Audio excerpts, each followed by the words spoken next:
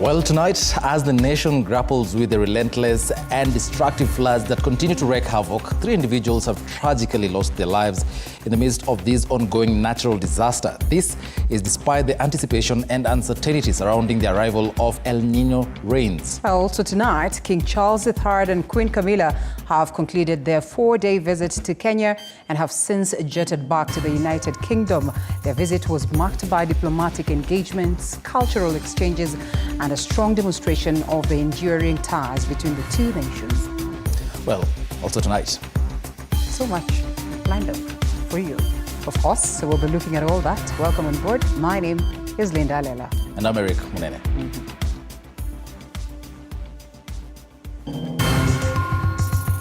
Tonight. Watoto karibu wasombo na maji. 3 people dead in Mombasa, Kwale and Meru following floods that continue to wreak havoc. Also, President William Ruto warns tax evaders, insists all Kenyans must pay tax despite their ranks and positions in government.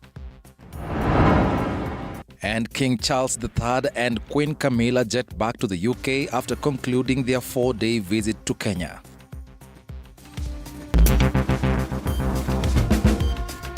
And welcome back to the broadcast. This is TV47 Weekend Edition and certainly disruptive Friday. Well, in a few, we'll be talking about startups and everything about startups, how they survive the harsh and very volatile environment, especially here in Africa. You don't want to miss that conversation. My name is Eric Munene. Our sign language interpreter is Nyamai. Linda, Rode Nyamai. All right, of course. And we have so much lined up for you. As we have said, it will be important that you interact with us. The hashtag is Disruptive Friday. We'll certainly be sampling some of your comments as we continue with the broadcast. But 6 people have died in Meru, Kwale and Isiolo counties, as well as Mombasa, due to the sporadic flooding being witnessed in the country. Well, in Meru County, at least 100 families have been rendered homeless after water submerged their homes last night, as Sheila Chelagat reports. The weatherman has predicted that the heavy rains will persist until the beginning of next week. Floods continue to wreak havoc in different parts of the country that have for 2 days now witnessed heavy rainfall. In Tigania, Meru County, these residents are facing the looming threat of being swept away by the raging floods. And tonight, more than 100 families here will be rendered homeless.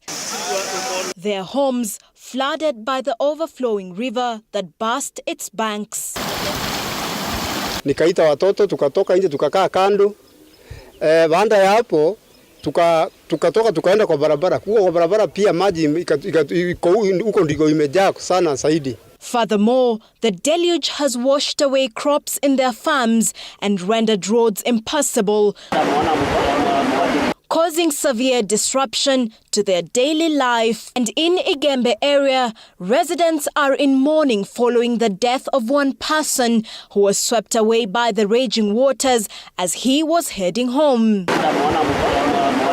The situation mirrors the dire situation in Isiolo County, where heavy rains have persisted for the 2nd day in a row, with one person feared dead after drowning, and the ongoing rescue operations are fraught with challenges. Hapa sio butaro, hapa ni laga. Ambaye maji hata saa hii maji nakuja iko kwa barabara saa hii. Ambaye tunasimama hapa bali tunasimamia hapa ni laga. In Garbatola area, this helicopter had to be deployed to rescue a pregnant mother after the vehicle that was transporting her to the hospital got stuck in the mud due to the flood waters. Ilikuwa rahisi kwa sababu hata mara ya kwanza kupaa juu ilikuwa ni shida kwa sababu haungeweza kuona. Mombasa County is also grappling with the effects of this unrelenting downpour. In Junda, Kisauni, a house was destroyed by mudslides, resulting in the tragic death of one person. Kibarani area also is affected with massive floods. Many of the victims of the floods now are calling on the government to take responsibility for the damages inflicted by the flood waters. Funds that were set for for the El Nino preparedness should come in place and they try to help these people, because also utarealize hata mahali tunaongea mambo ya maji kunahitaji diversions. I don't know whether that money is still applicable to do such, because now we need a permanent solution about this. According to the Met Department, heavy rain will continue until November 5th, accompanied by strong winds. The forecast suggests that water levels will gradually recede starting next week, particularly in the southeastern lowlands and parts of the northeast. Sheila Chelanget for TV47. Well, the skies have opened and it's better to stay safe. Indeed. Now, President William Ruto now says his government will not tolerate people who evade paying taxes, saying all Kenyans must pay taxes despite their status in the society. While speaking in Mombasa during this year's commemoration of the Kenya Taxpayers' Day, the head of state lauded strides made by the Kenya Revenue Authority, KRA, to enhance tax collection and management standards in the country. George Maringa with that. This award recognizes the university that has made... On his second day of his tour of the coast region, which had been preceded by the royal visit, President William Ruto joined the Kenya Revenue Authority, KRA, in celebrating taxpayers who have dutifully complied with the authority's standards. However, Ruto, who has been a vocal campaigner of collection of taxes, issued a stern warning to tax evaders, saying that he will not tolerate default on tax remittances. He emphasized the importance of taxpayers fulfilling their obligations to support the nation's development.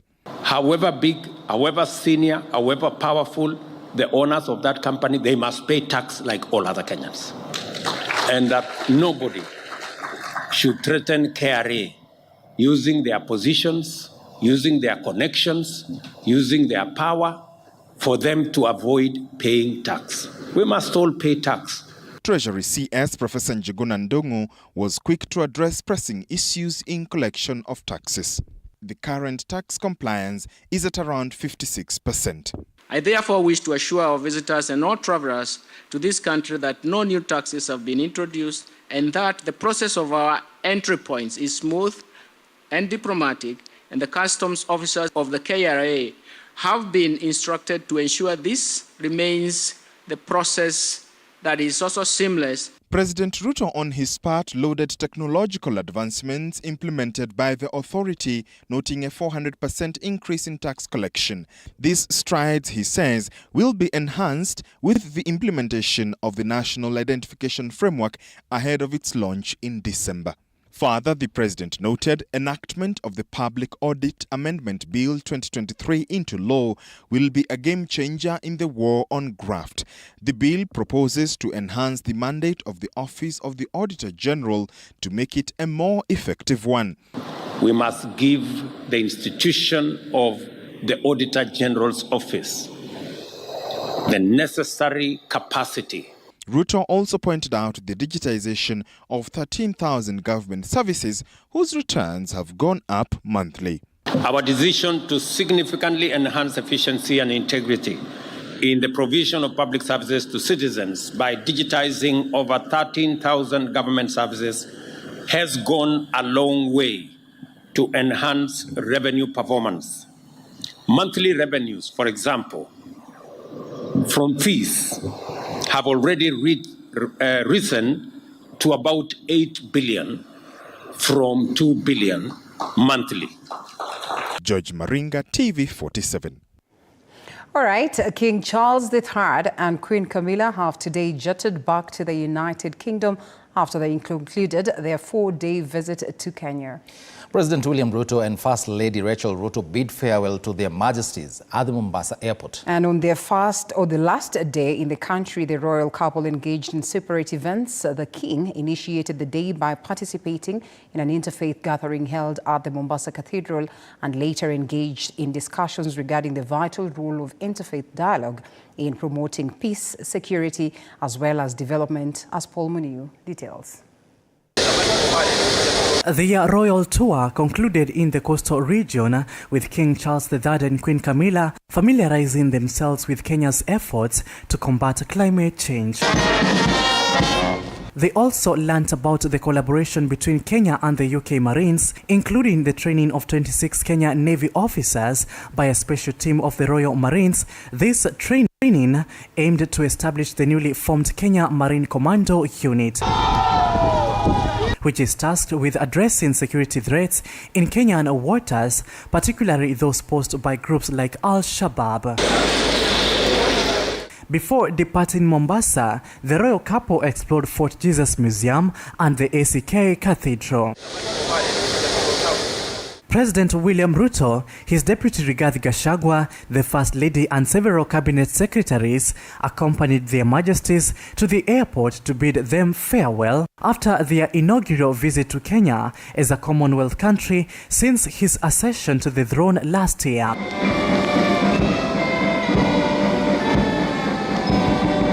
In a formal salute, the national anthems for Kenya and the United Kingdom played before the royal couple boarded their plane.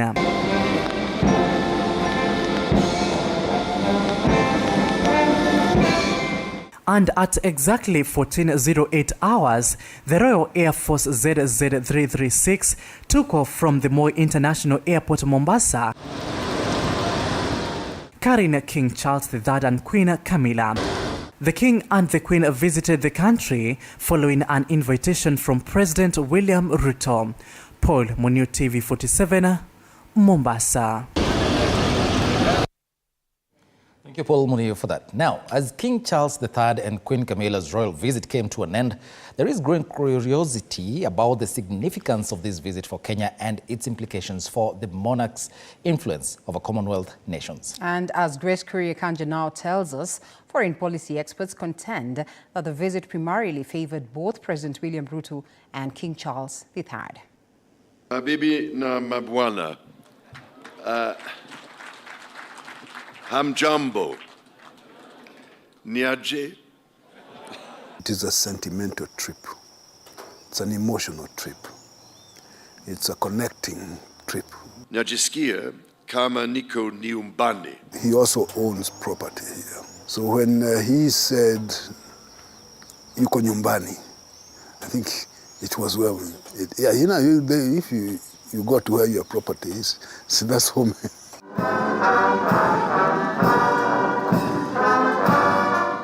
See, the purpose of the King's visit was said to be to celebrate the warm relationship between the United Kingdom and Kenya and the strong and dynamic partnership they continue to forge. But while details of what President Ruto and King Charles III might have discussed and agreed on remain scanty, speculations are rife. If in the discussions, nice discussions, they do raise a few questions and see whether hardships can be eased on the part of the Kenyans, it would be good,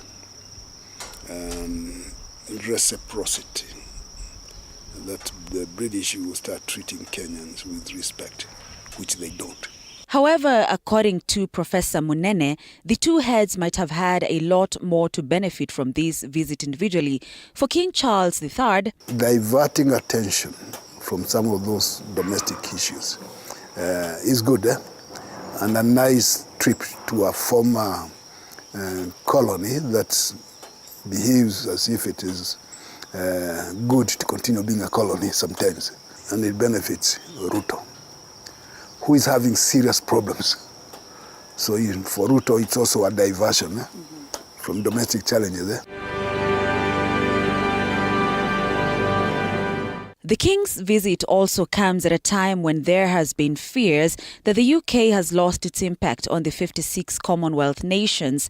Practically, the influence is still there, but the decisions are made by political parties. There's been an attempt to remember that they had a Commonwealth.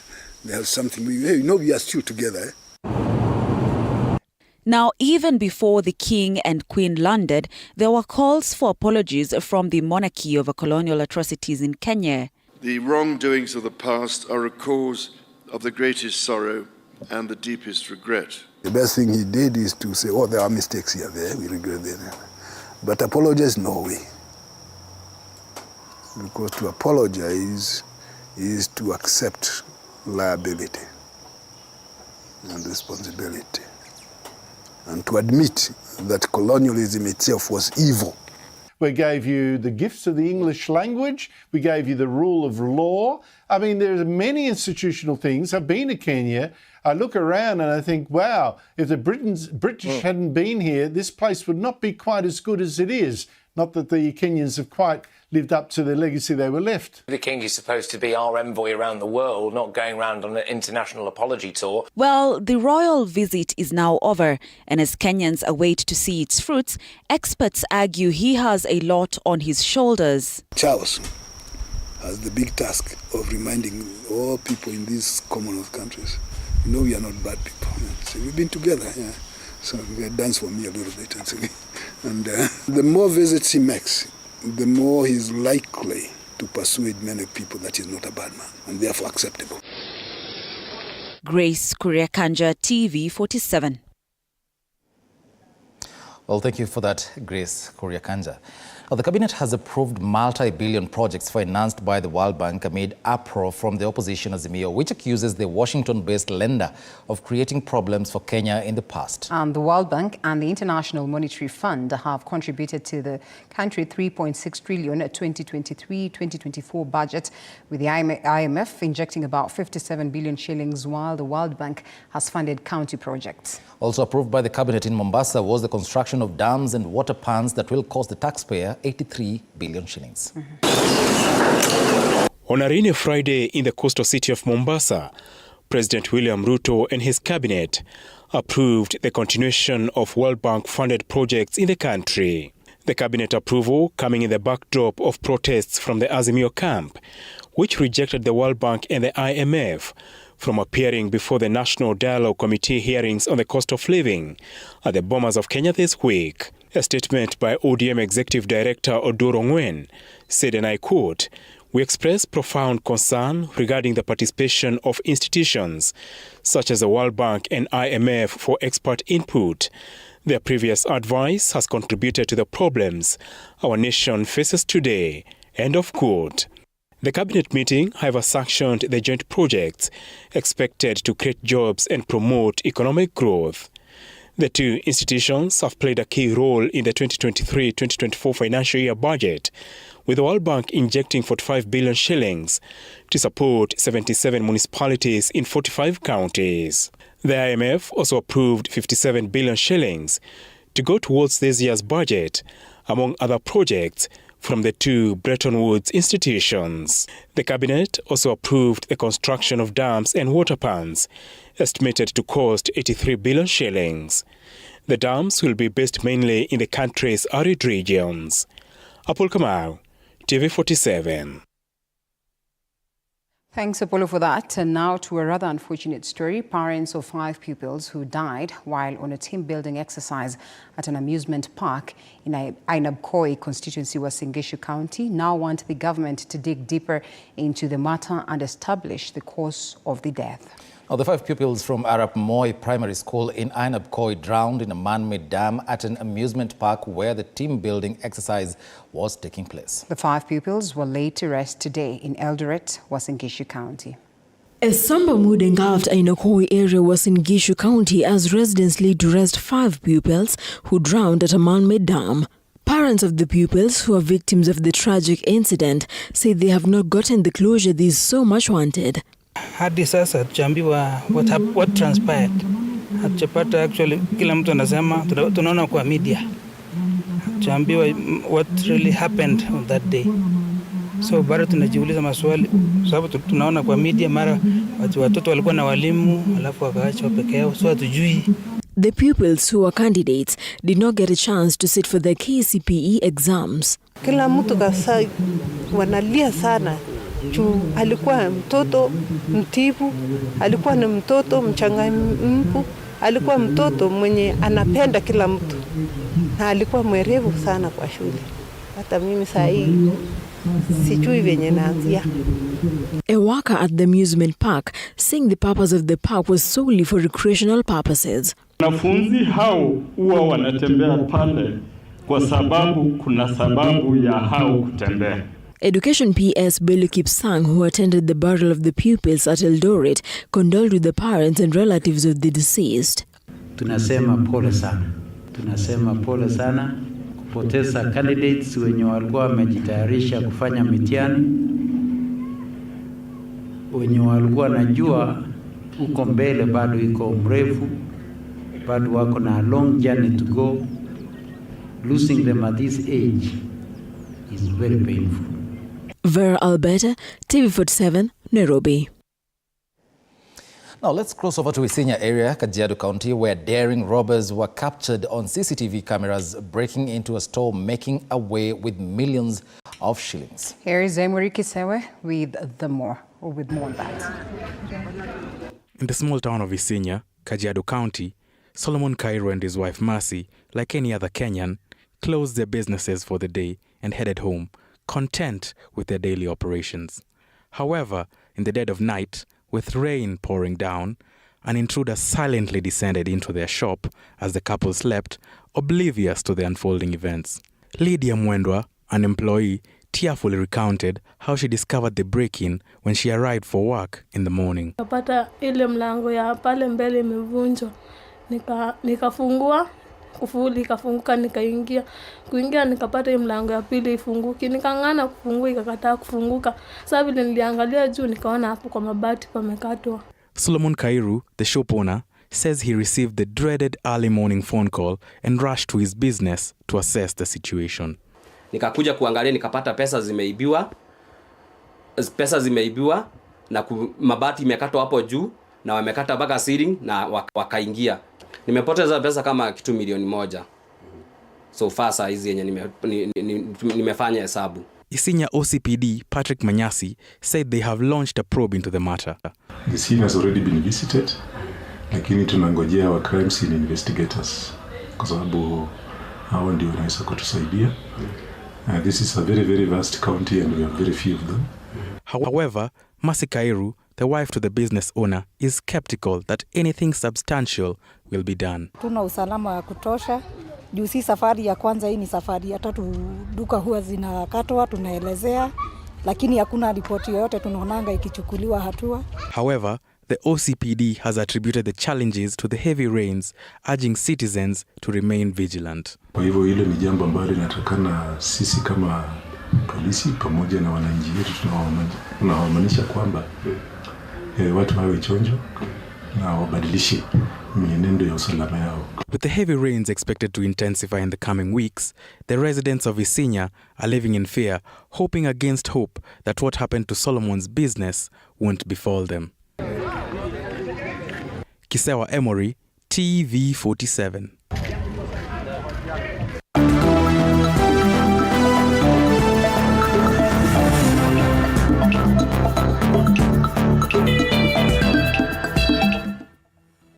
Now to sports, coaches earlier today graduated in the 4th CAF B coaching class at the Kenya Institute of Special Education.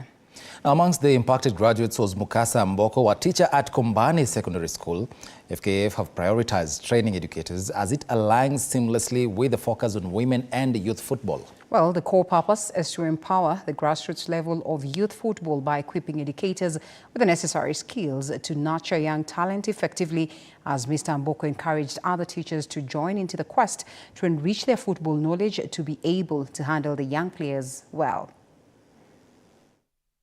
When you look at the course, the content, it actually addresses the need areas where we have been needing to know more, like periodization, the science of football, session planning, and long-term player development. So I would say that the knowledge is actually going to be a game changer, because when you look at our football, we cannot underscore the importance of schools in terms of feeding the national teams. Mimi naweza sema changamoto ni kwetu sisi kama wasichana, kwa sababu tuko kidogo sana hapa Kenya, wasichana ambao tuna hold EB license. So mimi naweza peana mwito katika kina dada wajitokeze kwa wingi na wasome, kwa sababu tukisema federation wapeane equal chances kama vile wanapeana men, lakini hawa wanawake wenyewe wako wapi? Hatuwezi fatwa manyumbani kwetu. Ni sisi wenyewe kama kina dada tujitoe katika mistari ya mbele tuweze kusoma, na ni kweli federation iko hapo itatushika mkono na tutaweza kuonekana zaidi.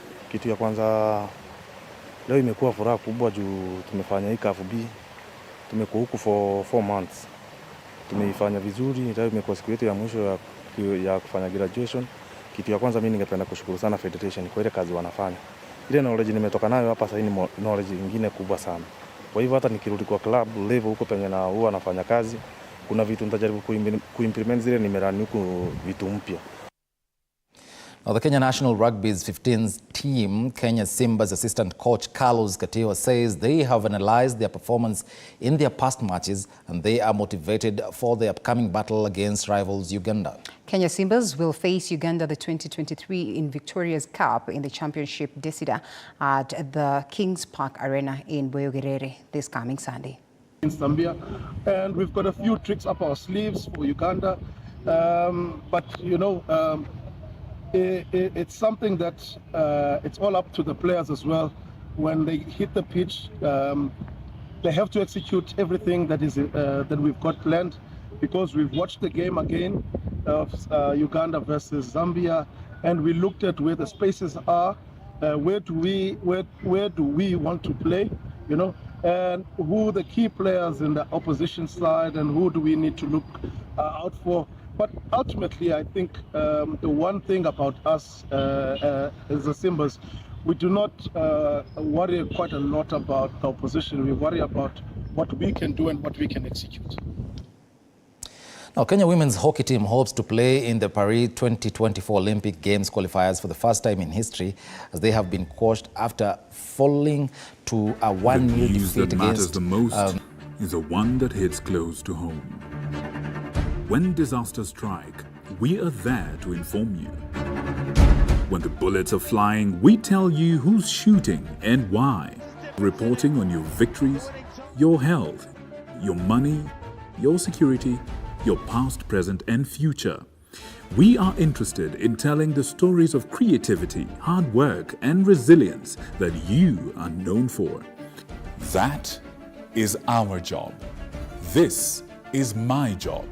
My name is Victor Muyakane, and it's my honor to bring you this news this way every Thursday night on the Home of Untold Stories.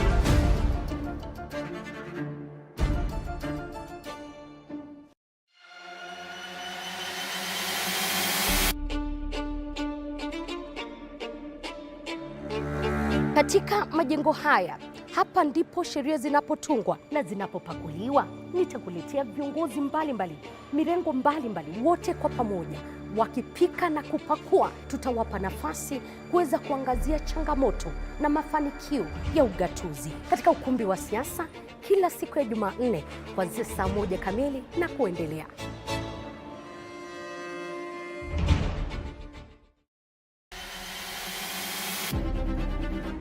Toka eneo hili la Naivasha kwenye kaunti 032, gatuzi la Nakuru. Toka kaunti ya Elgeyo Marakwet, kaunti 028.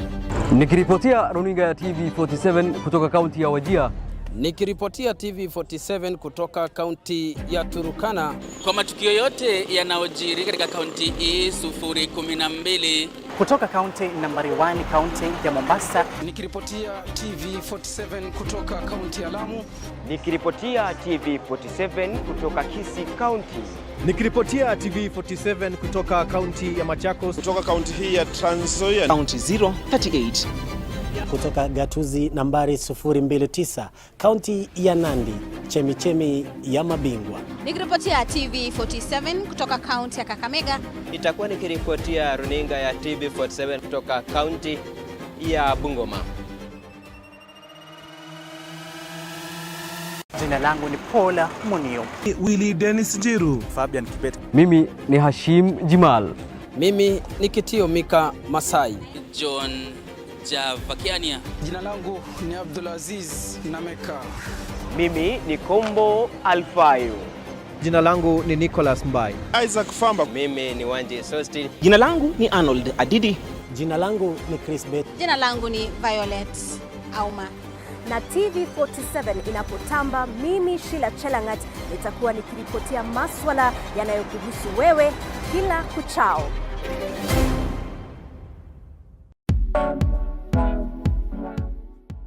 Every Thursday 7:30 p.m. unapata nafasi kufahamu viongozi mbalimbali kutoka humu nchini, kuanzia wabunge. Through Changa we could get money to pay our rent, to pay our bills. When I was growing up, water was a problem where I was born and bred. We wake up at 3 to go and look for water. Magavana must be ready to be a tough woman and not a woman to be walked over. Kwa hivyo you respect people. Ndani ya Mfahamu Kiongozi, story na historia, na mi Elizabeth Muchuku.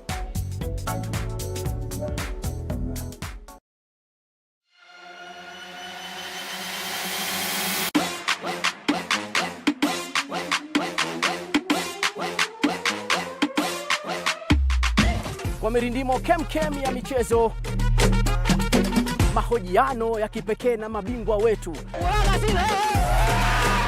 makala ya kuvutia pamoja na matukio mubashara viwanjani. Shabiki, tutapiga mbizi katika kila kiwanja, ndani na hata nje ya nchi. Mtazamaji, uko tayari? Ni kazi michezoni ama michezo kazini? Ungana nami Ahmed Bahaj, sajili mpya nimefika katika kipindi cha kipekee Mchaka Mchaka. Zitatoka cheche, tutapiga mstari chini yake. Si bora michezo, ni michezo kwa ubora wake. Cheche.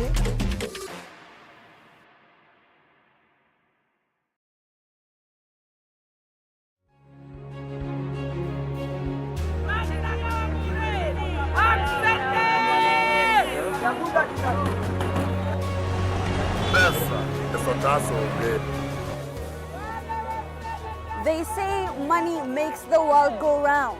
So let's slow things down a bit. Put things in perspective. From the markets to the streets to the stocks, we make the complex comprehensible. Join me, Hibak Said, on TV47 Business News for market insights like never before.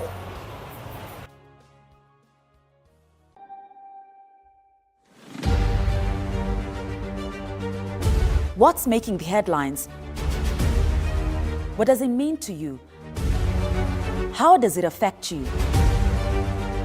We answer all these questions every Sunday for half an hour on To The Point Show. Hey, I'm Grace Kuriakanja, and a lot has happened this week. Let's dive into it.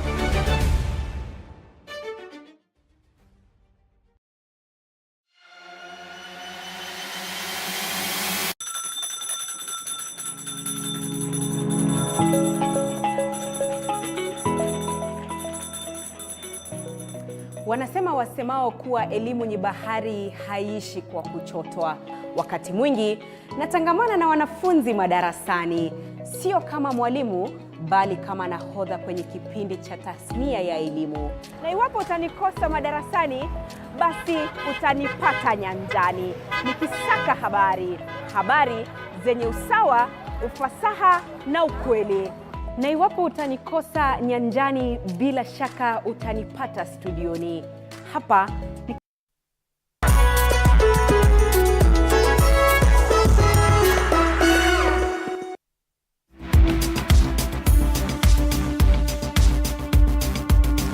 Welcome back and thanks for staying with us. This is Disruptive Fridays. Now, Kenyans can expect to receive their new digital identification cards starting in December, as announced by President William Ruto. The digital IDs will offer the time and convenience of conducting transactions using iris and fingerprint recognition technology. This is basically the same technology that Tools for Humanity, the company behind WorldCoin, used on its WorldCoin project. But what is it? Let's have a look. So iris scanners operate through a two-stage process for biometric identification. The first stage involves capturing a snapshot of the iris, requiring a single photograph of the person's eye. The photography occurs under standard lighting conditions and utilizes invisible infrared light similar to that used in night vision devices. Computer analysis is then employed to process the digital photographs. During this analysis, unnecessary details such as eyelashes are removed and approximately 240 iris features are identified, significantly more than those used in fingerprint identification. Quite interesting. Now, these unique iris characteristics are subsequently converted into a 512-digit digital code, often referred to as an iris code, and stored in a computer database along with the individual's personal information. Now, the second stage of the process involves confirming the authenticity of the eye. So once the iris photo is incorporated into the database, the individual stands before an iris scanner connected to the database and undergoes a brief rephotographing of the eye. The system rapidly analyzes the resulting image, extracts an iris code from it, and proceeds to compare this code with those stored in the database. A positive match confirms the person's identity, while a failure to match indicates that the snapshot is not recognized by the system, suggesting a potential impersonation attempt. Now, the uniqueness of iris scanners lies in the distinctiveness of the iris itself. The iris is a circular piece of colored muscle tissue that surrounds the human pupil and plays a role in controlling its dilation. Iris color patterns are genetically determined even during fetal development, with the final pattern forming within the first 2 years of life. The color of the iris is influenced by the amount of melanin pigment present, resulting in various eye colors.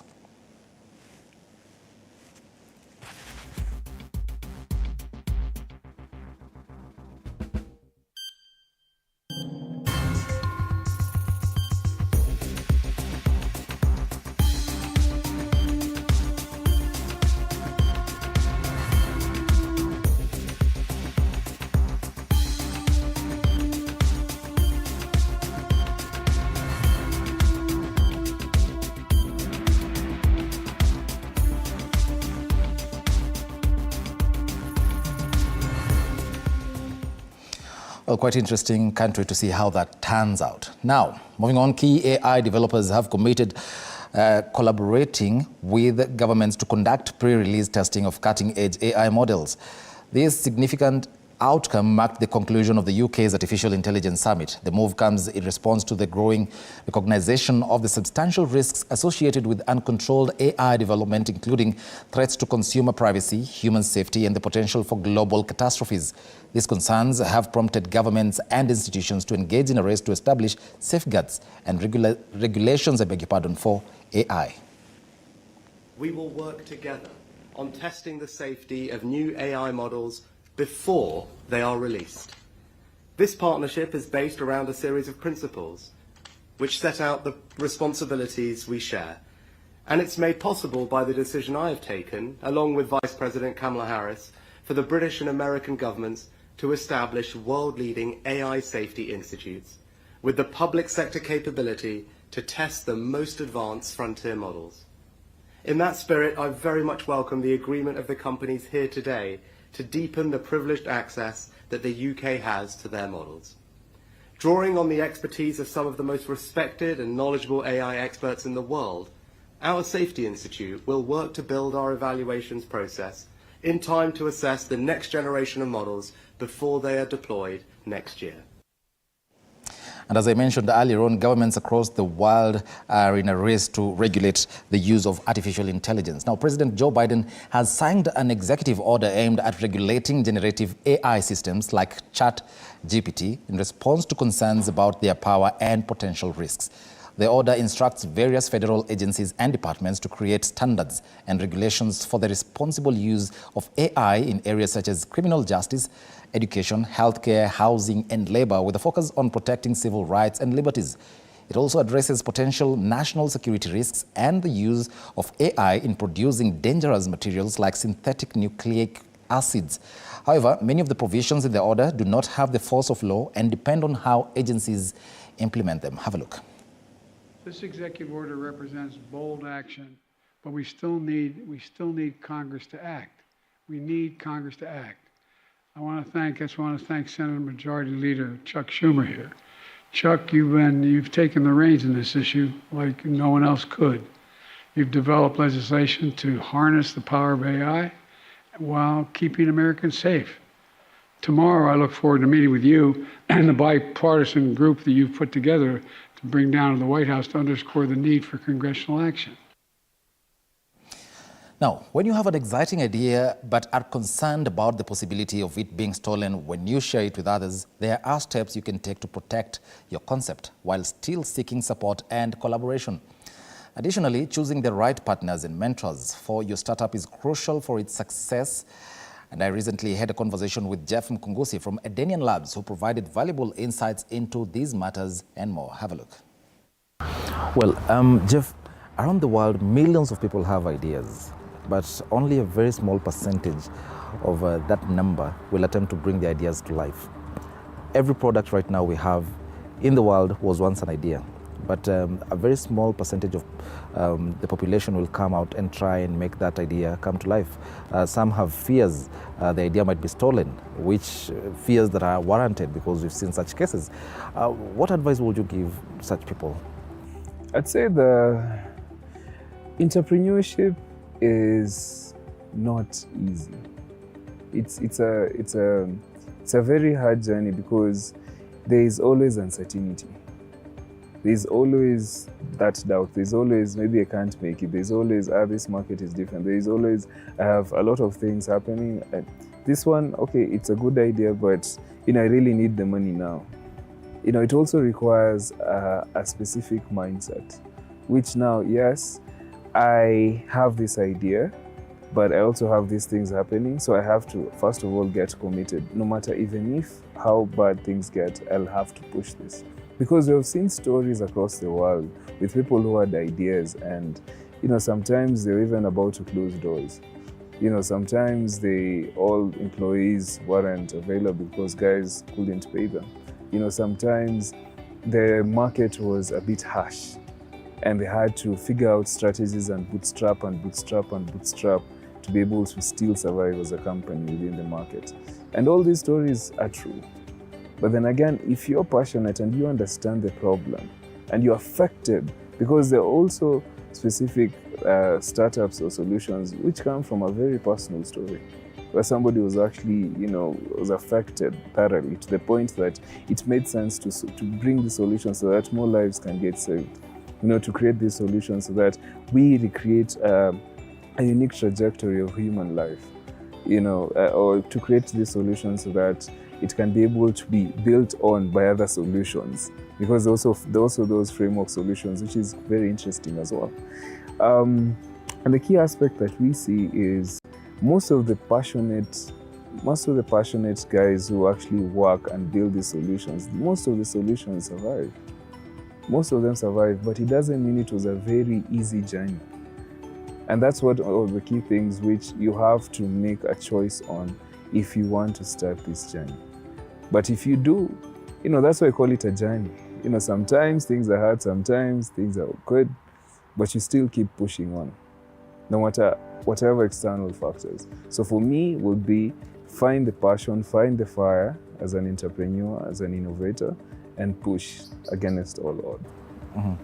Just one question tied to that, and very briefly, so how can one protect the idea? Well, with ideas, first of all, of course on our end, we have a very strong stringent legal framework, which looks at the idea, the nature of the idea, the target of the idea, and also what are some of the statutory laws or articles that actually govern that idea. And you make sure that each of which for the different market is actually ticked out to make sure to the very end that this idea, first of all, it has this IP, these are the strongholds of this particular IP, and also the owner of that idea gets the same copy. So it's a very legal process and it's very transparent because there are those processes. So also keen on also what are some of the latest processes or updates around just protecting intellectual property. And that's what we follow as well. Because with different markets, you have to, each different markets have a different way on doing intellectual property policies and just making sure that ideas are protected. But one of the key things that we strive as Adenian Labs to do is to make sure, first of all, with our strong legal framework, we, from day one, all ideas are protected and secure. So, Jeff, collaboration in the tech industry is very, very crucial. How does Adenian Labs help startups get partnerships, the right partnerships, and get the right stakeholders on board? I think it's because of our vast reach and also our ear in the ground always. Because with partnerships, you also have to be very keen and understand what are also the partners doing in this space. Because they're making moves, they're announcing partnerships, they're doing this, and you as a founder, you also require specific, kind of neural network to understand all this.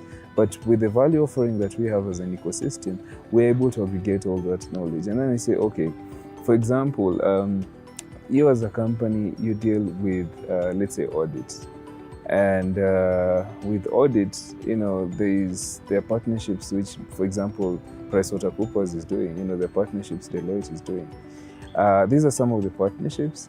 And from that, we see from your business model that there's an opportunity around partnering, but just framing that opportunity might be, that you're able to work together on a policy, you're able to work together on a specific module that makes sense on both parties, because it's a problem maybe it's facing the audit space across Africa. And if we're able to ideate that with that particular solution, it means you have a partner which consistently, so it's just not partnering, it's consistently, there's value exchanged across board. So it's just not, and again, which type of partnership? Because there are partial partnerships, which partnerships you look at, maybe a 3-month partnership, then after that, the value is gone. But there are partnerships where, it's continuously 5 years, 6 years, 3 years. So you also have to be very keen on the time frame and how long is the value there. Because again, you also want to provide value to partners and stakeholders. And that's also one of the key things that we're able to identify. So how do you address the challenges of funding for startups? Funding and mentorship, as well as getting the right product market fit? With mentorship, within our ecosystem we have, and also since we work with some of the best experts in different market sectors, we're able to aggregate professionals within our space. And with that, then we know, even if it's mentorship or you want to be mentored, under what aspect and who's the best person to do that. You just don't want to get any expert or any professional to just mentor you, because you also have to understand, being mentored, what do you want to achieve? Maybe I want to achieve as a business by the end of Q4, I want to at least have a markup of maybe 24.75%. Now that's value. Okay, so now as we need to also go granular. So what are we looking at mentorship? Are we just looking at sales strategies? Are we just looking at expansion? Are we just looking at diversification of value and assets? What are we looking at? Then as we're able to figure that out, then able to connect you with the professional that we have within our ecosystem. And that's also key as well. Around funding, with the nature of the market right now, I'd say it's still ongoing. It's a bit growing now. But then again, with the idea and also strong POC, and also traction is key as well, because investors look at one thing: what is the ROI? What if I invest? What's the value coming back, and how long? And that's also one of the key things, because with investment coming in, it's an investment that comes with a guide. It comes with like a KPI framework, so that it also helps you grow. Because as a business, you also have to do these things, and investors coming in, of course, look at the ROI, one, then two, they also help you. That's why they're an investor. They're seeing the value that you're bringing to the African market. They're seeing how you're changing lives. They're seeing how the impact of your solution. But of course, by then, maybe it's a bit young, so but they're forward thinking. That's why they're an investor. So they have deeper knowledge, because we also have that particular network. they have in-depth knowledge, and then they set a framework where now we working with you and them, because we work with each other and them, we're able to curate value for the company to go in a specific trajectory. And that's also one of the key things that we keep in mind around funding. If you're building a solution, no matter whatever the solution, might be even engineering, might be around photonics, might be around quantum, might be around AI, big data, at the end of the day, who will use this solution? If you're building a solution that's a smartwatch application for Mama Boga, and they have USSD phones, how will that work? It's also one of the key things. So within your solution, how does the customer experience trajectory look like? Because you're building for who? And at the end of the day, they will use it. So you can, and that's how people's psychology and also cultures of different markets also add to that particular initiative. You've mentioned that you have KPIs, and that brings me to the last question. How do you measure the success of your startups that were incubated at Edenian Labs? What are some of the key performance indicators that you look at?